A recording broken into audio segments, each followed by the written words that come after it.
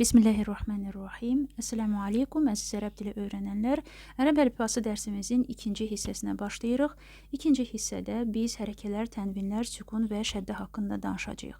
Birinci dərsdə qeyd etdik ki, bütün hərflər samit səsləri ifadə edir. Sait səslər əlifbada hərf kimi qəbul olunmur, hərf hesab edilmir və onlar hərəkələr adlanır. Birinci hərəkəmizin adı fəthədir. Ə və A səslərini ifadə edir. Əgər hərf qalındısa, orada A, incədirsə, orada Ə kimi oxunacaq. Fəthənin yazılışına baxaq. Hərfin üzərində yarımşaquli vəziyyətdə yazılır. B hərfi incə hərfdir. Buna görə də orada fəthə Ə kimi oxunacaq və B, Ə deyəcəyik buna. İkinci hərfimiz, məsələn, T üzərində fəthə. Burada yenə Ə kimi oxunacaq, çünki T incə hərfdir. Ta hərfinə baxsaq, onun üzərində fəthə A səsini verəcək. T-A. Və yaxud sin hərfi üzərində fəthə Ə kimi oxunacaq. S-Ə, S. Sad hərfində isə fəthə A kimi oxunacaq. S-A. İkinci hərəkəmizin adı kəsradır. Gəlin onu başqa rənglə yazaq. Fərqləndirək. Beləliklə, kəsra I və I səslərini verir. Məsələn, B hərfində altında görürsünüz kəsranı yazdım. I kimi oxunacaq, çünki B incə hərfdir. B-I. Ta hərfində isə I kimi oxunacaq. T-I. Sad hərfində yenə I kimi oxunacaq. S-I, S-I. Sin hərfində isə incə oxunacaq. Si. Üçüncü hərəkəmiz adı dammədir.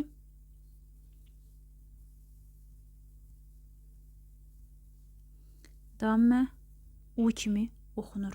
Yəni, incə və qalın hərf olduğundan asılı olmayaraq, bütün hərflərin üzərində dammə U səsini verəcək və yazılışı belədir. Hərfin üzərində yazılır. Kiçik vav hərfinə oxşayır. Beləliklə, gəlin hərfləri hərəkələrlə birlikdə yazaq və oxumağa çalışaq. Ləm, üzərində fəthə Ə kimi oxunacaq. Ləm hərfinin özü L səsini verir. Beləliklə, bu heca L-Ə, Lə kimi oxunacaq. Dad, damməli vəziyyətdə D-U. Si, Kə, Mu, Ni, Hu,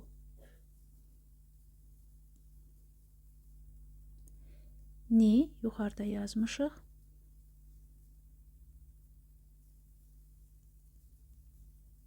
F-U, Thu və yaxud gəlin onu başqa hərəkələrlə yazaq. N-U. Əgər biz hərfin üzərinə sükun adlanan belə bir işarəni qoysaq,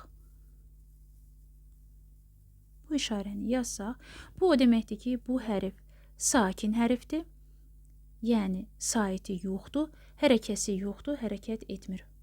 B hərfi B səsini verir, sükun onu olduğu kimi saxlayır. Onun B, bi ya da bu olmadığını ifadə edir. Növbəti işarəmiz isə şəddədir. Şəddə samit səsinin cütlüyünü bildirir. Yazaq. Məsələn, T hərfin üzərində şəddə işarəsini yazsaq, bunu biz qoşa T kimi oxuyacağıq. Burada da yazsaq, bu da qoşa ta yenə də T səsini verir, amma T-dən fərqli olaraq daha incə bir səsdir.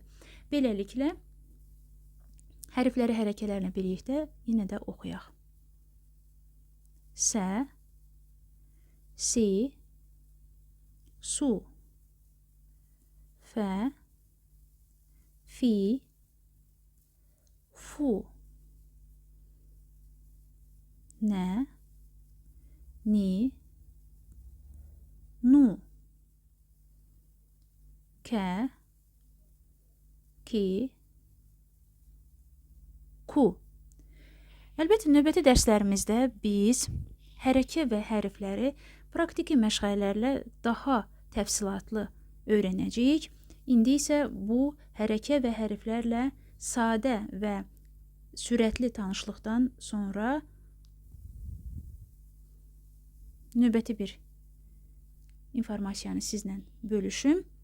Deməli, əgər hərflərin üzərində dammə yazırıqsa, onun yanına birini də əlavə etsək, burada bu n səsini verəcək. Buna tənvin deyilir. Yəni, hər hərəkənin özünün tənvini var. Bu dammənin tənvinidir.